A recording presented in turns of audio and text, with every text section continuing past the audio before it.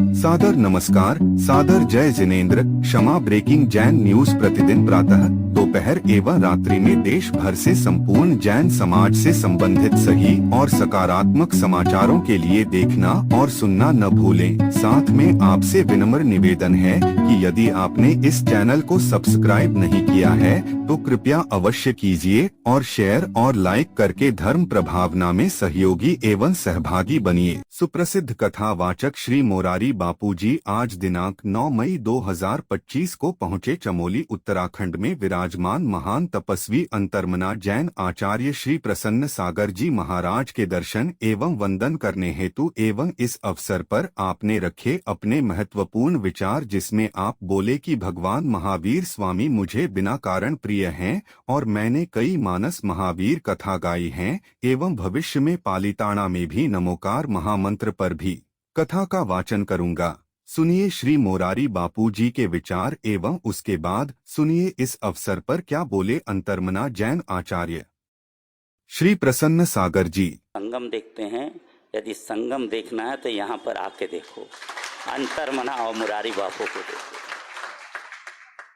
सबसे बड़ी बात, जिन्होंने जिस समय देश की आज़ादी का समय था उस समय जन्म लेकर के ऐसी अंगड़ाई ली और अपने पिता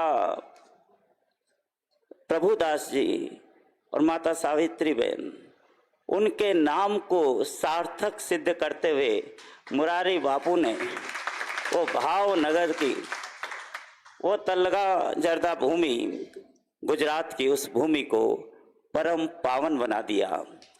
6 भाई 2 बहनों के बीच में रहते हुए नर्मदा बहन का साथ ही नहीं पाया, बल्कि नर्मदा के समान सबके जीवन को पावन करने के लिए निकल पड़े। वो रामचंद्र जी का आचरण, चाहे रामायण हो या वो भागवत गीता का वो संदेश हो, यदि उसका कहीं कोई संगम देखना है तो आज आचरण और साधना का संगम यहाँ अंतर्मना के पास में पूर्ण हो रहा है। उनके लिए जो कुछ भी कहा जाए वो शब्दों में कम है, शब्दातीत है। जिनका जीवन ही राममय है और उधर राममय जीवन और इधर महावीरमय जीवन, उधर आचरण और साधना का अद्भुत संगम है। बस यही जीवन की ऊंचाइयों को प्रदान करने वाला है। मैं चाहूँगा गुरुदेव उनका माला से उनको भेंट दे करके अपने ही हाथों से, श्रवण जी आ जाए, हमारे संगपति जी तिलक करें।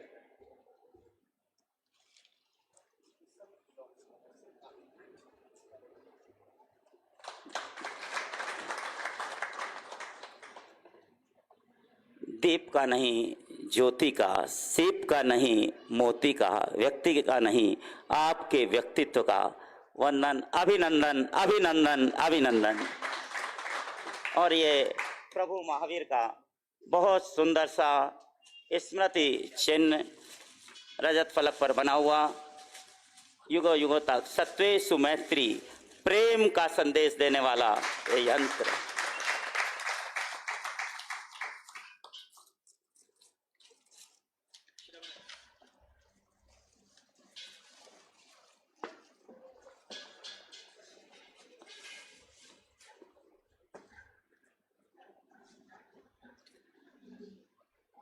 एक बार जोरदार दोनों हाथों से करतल ध्वनि करें।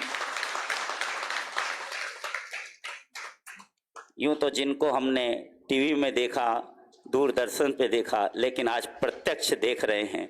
ये अद्भुत प्रभाव है साधना आराधना का अनुपम संगम और विश्व में शांति को लाने वाला, प्रेम को दर्शाने वाला, सत्वेषु मैत्री का उद्घोष करने वाला। अंतर्मना भक्त परिवार की तरफ से फल समर्पित करते हुए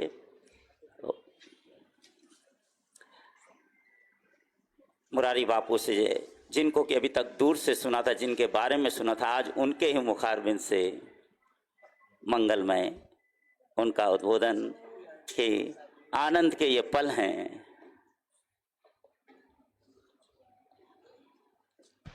आपकी सहजता सादगी अद्भुत है, लेकिन और सबसे बड़ी बात है, जिनके गुरु त्रिभुवन दास जी, 3 भुवन में अगर कोई सार है तो वो राम कथा ही सार है, जिसे मुरारी बापू सार्थक सिद्ध कर रहे हैं।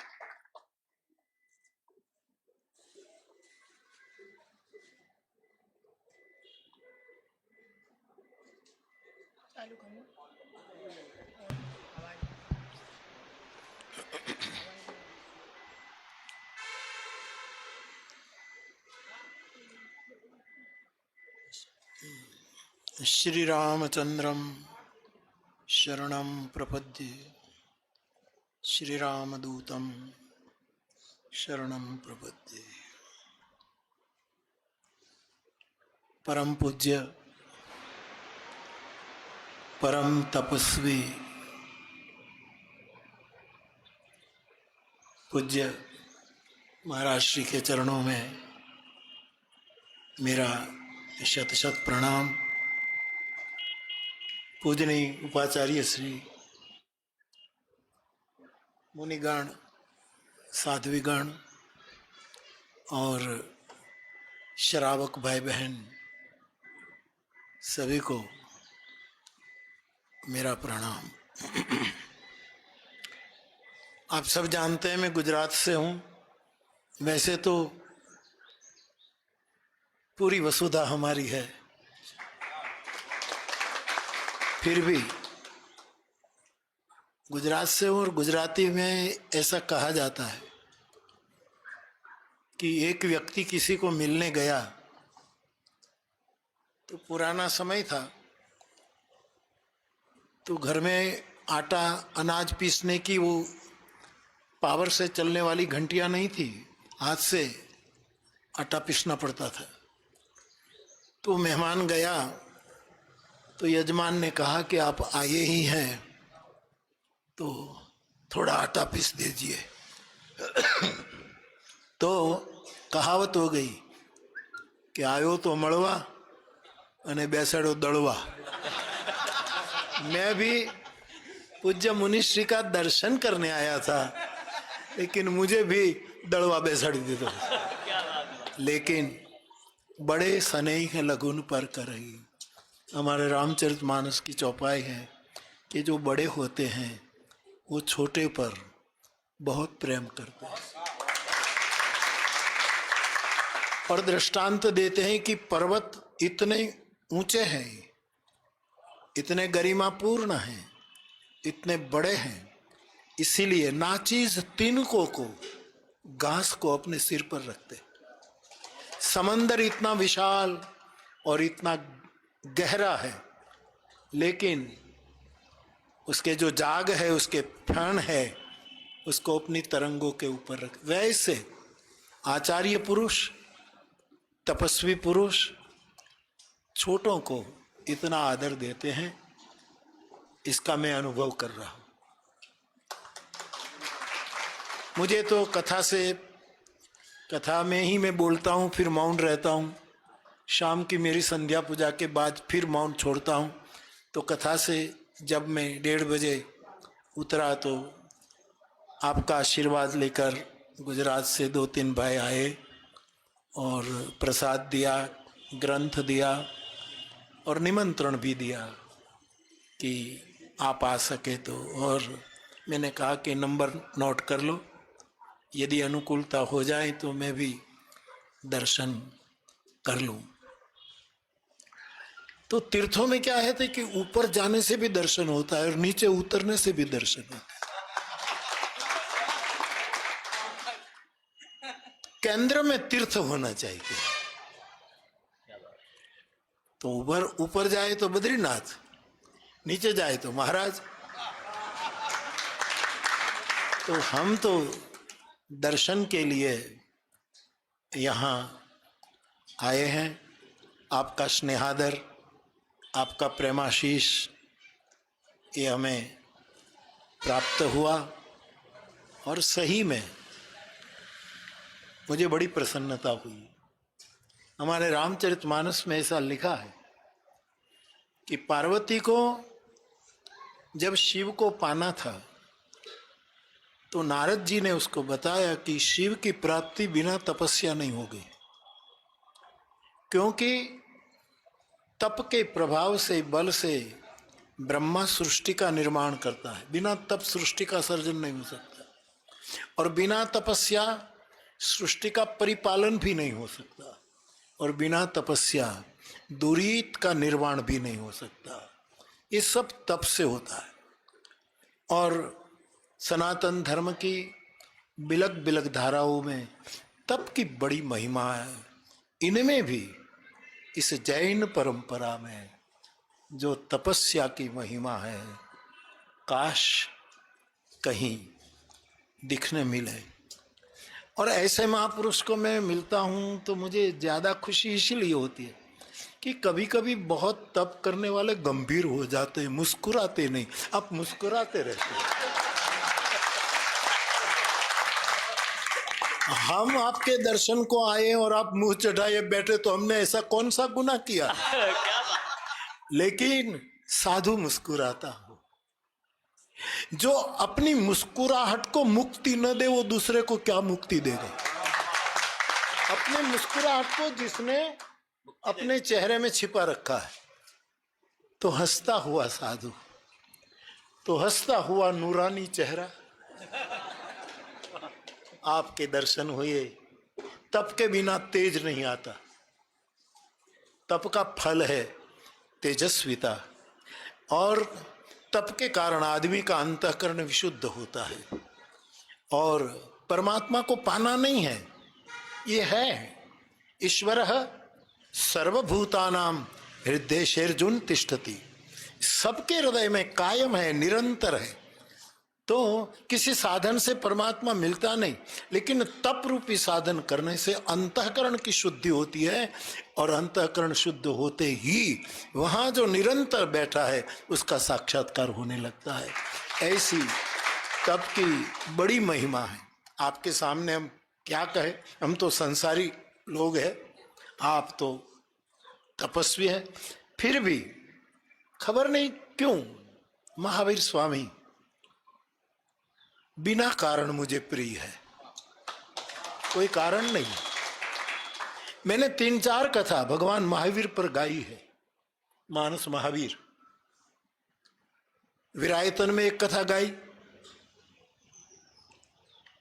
समेत शिखर में गाई, अब पालिताना में गाने जा रहा हूं मानस नवकार मंत्र पर। नवकार मंत्र जो है, इस मंत्र का मानस के साथ क्या संदर्भ है, क्या संगति है, उस पर मुनिजनों के आशीर्वाद से, कुछ ग्रंथों के अवलोकन से, विशेष तो मेरे बुद्ध पुरुष की कृपा से जो प्रवाह चलेगा तो मुझे बहुत अच्छा लगता है। मैंने चुन चुन करके जहाँ भगवान का स्थान है, तपस्थली है, वहाँ जा जा करके 9 दिन की कथा का अनुष्ठान किया है। विशेष कुछ न कहते हुए मुझे बड़ी प्रसन्नता होती है। संकोच ये हो रहा था कि हम समय पर न पहुंच पाए, आपके कोई नित्य कर्म में बाधा हो, कहीं हम बाधक न बन जाए। और साधक की परिभाषा ही यही है कि जिंदगी में किसी को बाधक न बनो, उसी का नाम साधक। कितना ही बड़ा साधक और दूसरे को बाधक बने तो समझना वो साधक नहीं है।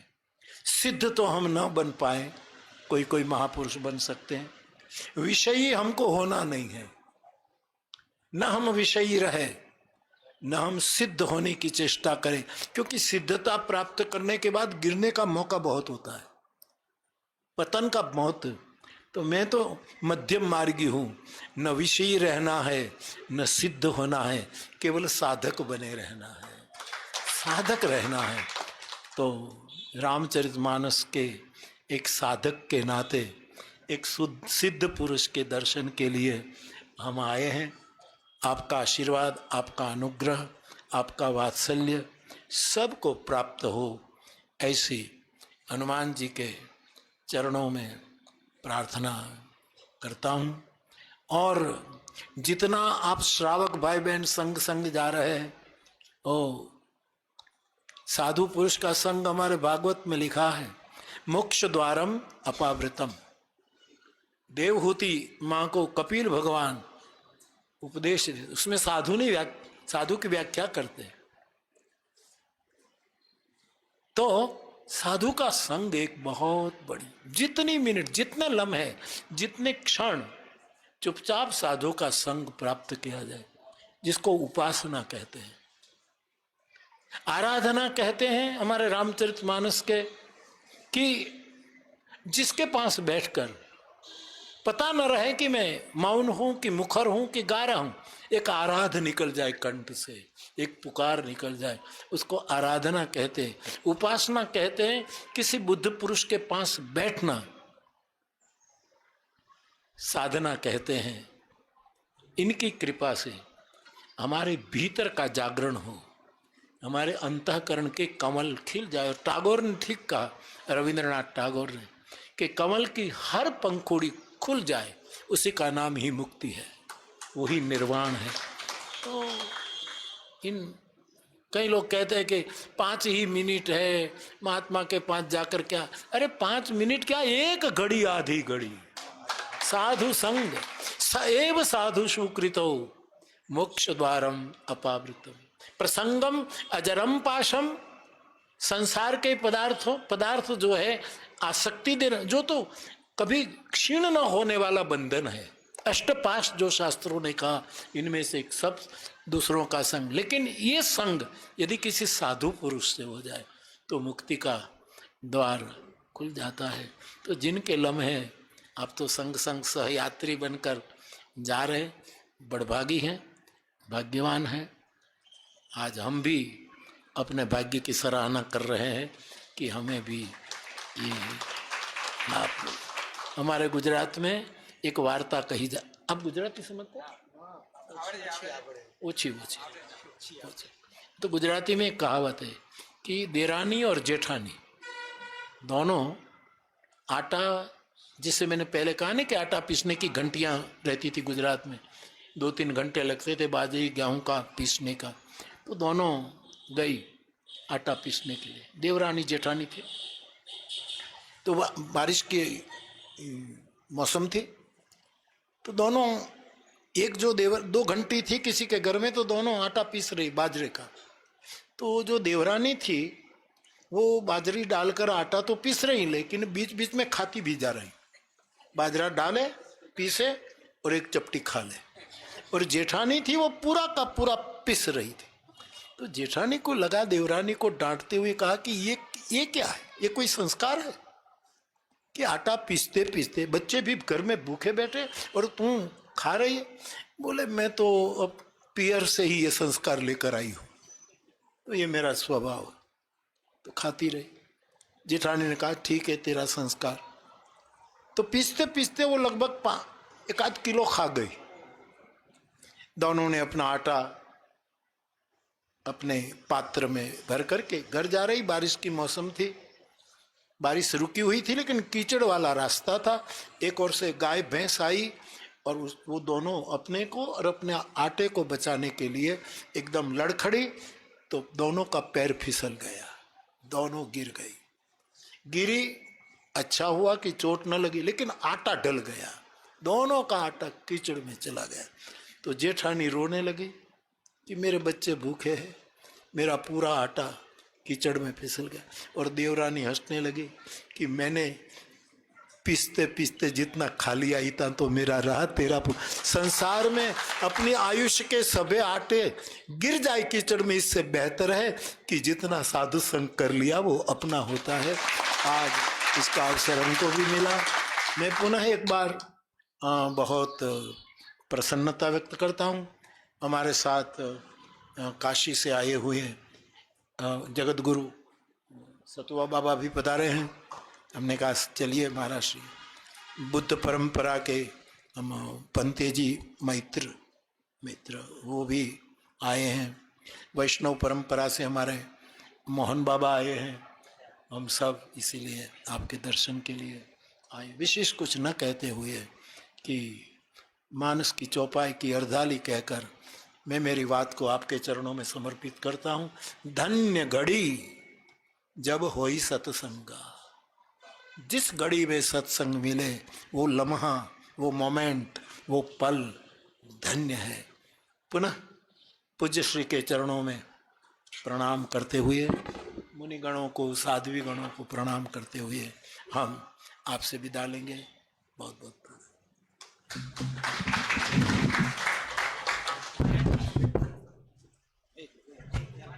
हाँ,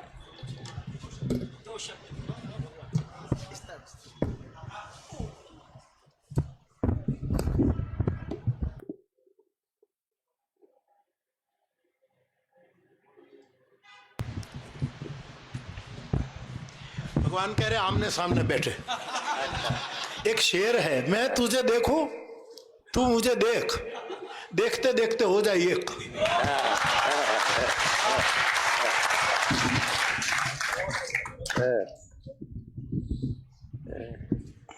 इसको टाइट करना, थोड़ा सा टाइट कर।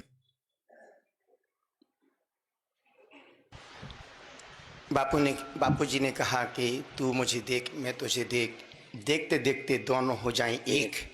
और मैं निवेदन कर रहा हूं, चाहा जिसे मुक्त कर दो उसे, प्रेम को तौलने का तराजू यही है। चाहा जिसे मुक्त कर दो उसे, प्रेम को तौलने का तराजू यही है। मोहब्बत का मारा खिंचा आएगा, ना आए तो समझो तुम्हारा नहीं। यदि बापू नदी किनारे कथा वाचन कर रहे हैं तो जितने लोग जा रहे हैं वो व्यक्ति नहीं जा रहे हैं, उनके दुख से मुक्त होने के लिए उनकी शरण में जा रहे हैं। और वाकई में कथा है क्या? जो मन की व्यथा को हर दे वो कथा है। अन्यथा आज के व्यक्ति के पास बिल्कुल समय नहीं है। आज के व्यक्ति का पूरा समय स्त्री और स्त्री में जा रहा है। पर बापू 50 वर्षों से भक्तों के बीच में रहते हैं, कवियों के बीच में रहते हैं, गीतकारों की गीत का भी शौक है, कविताओं का भी शौक है, गाते हैं मुस्कुरा। कहते हैं ना, जैसा मुखड़ा वैसा मन है। यहाँ देखो, जैसा मुखड़ा वैसा मन है, कितना प्यारा ये जीवन। और वाकई में बापू बैठ जाएं, कुछ भी ना बोलें, फिर ये सब कुछ बोल जाते हैं। इनकी आंखें बोलती हैं, इनकी माला बोलती है, कुछ मत करो, राम राम राम राम राम राम करते रहो, उसमें तर जाओगे। कहते ना, वाल्मीकि की जाप का निकला ये परिणाम, श्रद्धा मन में चाहिए, मरा कहो या राम। बापू ने कहा कि 5 मिनट सत्संग कोई 2 घंटे 4 घंटे 5 मिनट का नहीं, 1 घड़ी आधी घड़ी। आदि हो पुनियाद तुलसी संगत साधु की, कटे कोटि अपराध। जब सुबह हम लोग वहां से आ रहे थे, देखा कि बड़ा भारी पंडाल। हम की नदी किनारे कौन बैठा है? ये भोगी तो बैठेंगे नहीं, योगी के पीछे ही भोगी लग सकते हैं। और देखा बड़ा भारी पंडाल। हमने अपने संगपति जी को, ऋषभ भाई को बुलवाया। हमने कि यार देखो क्या है। फिर एक होर्डिंग पड़ा, मुरारी बापू। अरे हमने कहा इनको तो बुलाना चाहिए आज। फिर ऐसा मौका फिर कहाँ मिलेगा? इतने पास से रास्ते से गुजर चुकी, 10 बज रहा था और उसमें बापूजी की कथा चल रही थी। हमने कहा बीच में जाना अच्छा नहीं है। उस समय हम लोगों की गोचरी का समय, भोजन का समय था, जो कि 2 दिन में 1 दिन आहार करते हैं। 2 दिन में 1 दिन खाना खाते, आहार करते, वो भी खड़े खड़े भोजन करते हैं, हाथ में ही आहार करते हैं।